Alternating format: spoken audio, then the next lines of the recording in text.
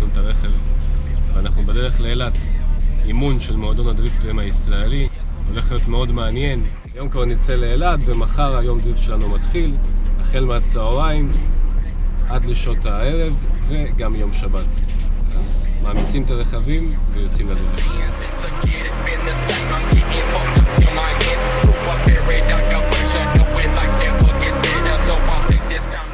בוקר טוב אילת, הגענו אתמול בערב, התעוררנו בבוקר והנה אנחנו כבר כאן במנחת. כמות מאוד יפה של רכבים ואנשים, מקום חדש שאנחנו נמצאים בפעם הראשונה. פרקנו כבר את כל הציוד, תכף נתחיל להחליף גלגלים ותראו מה קורה.